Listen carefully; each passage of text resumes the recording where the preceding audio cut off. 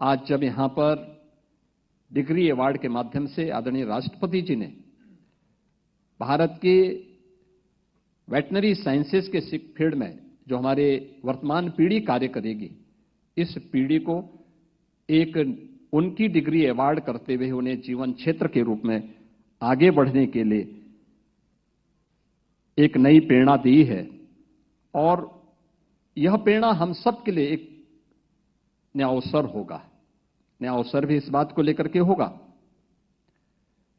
क्योंकि याद रखना, पहचान तो हमारी तभी होती है जब संकट आता है, कोई चुनौती हमारे सामने होती है। हम किस मजबूती से उस चुनौती का सामना कर पा रहे हैं, यह उस चुनौती के सामने हमारे द्वारा दिए जाने वाले परफॉर्मेंस पर निर्भर करती है।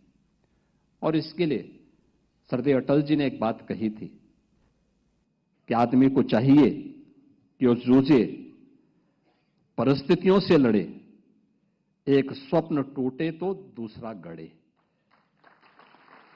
एक पांव धरती पर रखकर ही बावन भगवान ने आकाश पाताल को जीता था।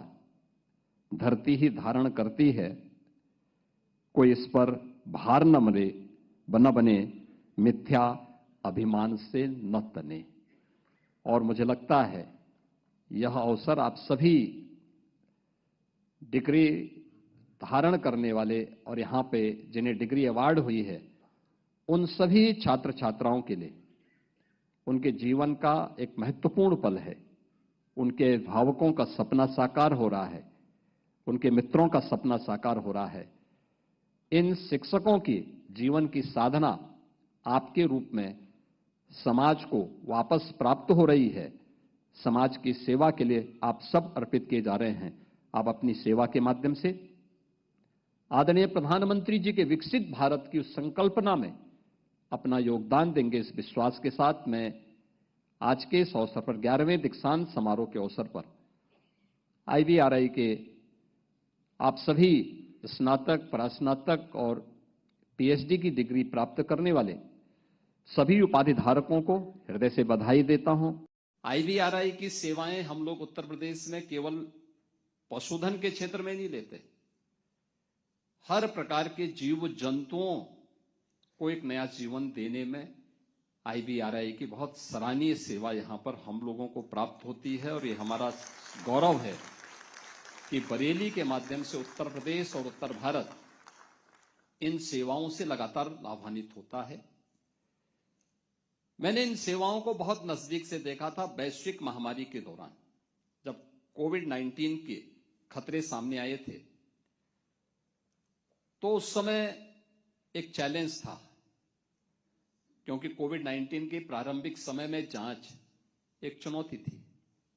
IVRI आगे आया और एक नोडल केंद्र के रूप में इसने कोविड-19 की जांच में उत्तर प्रदेश सरकार को अपना सहयोग दिया। यानी केवल पशु पक्षियों के लिए ही नहीं, मनुष्यों के जीवन को बचाने के लिए, कोविड-19 की जांच के लिए और 2 लाख से अधिक जांच करने में एक बड़ी भूमिका का निर्वहन उस समय किया। इसलिए 3 मुख्य चीजें उभर के सामने आई हैं।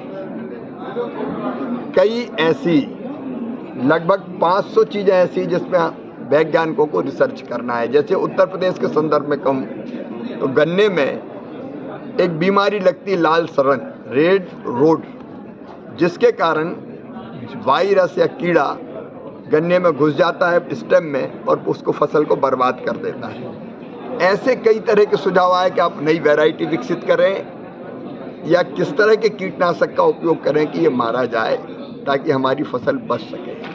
सेल्फ लाइफ जल्दी खराब होने वाली फसलों की बढ़े, उसके लिए कोई उपाय की। जैसे 500 सुझाव आए, तो हम रिसर्च करके इन सुझावों पर काम करेंगे, क्योंकि ये आई ओपनर है। वैज्ञानिक अब दिल्ली में बैठ के रिसर्च नहीं करेंगे, धरती पर जमीन में जो किसानों की समस्या उसको देखकर रिसर्च करेंगे। तो रिसर्च इन पर होगा, नंबर 1। दूसरी प्रसन्नता की बात यह है कि किसान भी वैज्ञानिक है, और वैज्ञानिक से बड़ा वैज्ञानिक, क्योंकि उसको तो अनुभव जमीन पर होता है। उनने कई इनोवेशन किए 300। जैसे लीची की सेल्फ लाइफ बढ़ाने के लिए उनने ग्लूकोज का एक लैब उसमें विकसित किया है। जिससे सेल्फ लाइफ बढ़ जाती है। तो किसानों ने जो इनोवेशन किया है, वैज्ञानिक उसमें और साइंटिफिक ढंग से ऐड करे, उसको हम सब तक ले जाएंगे।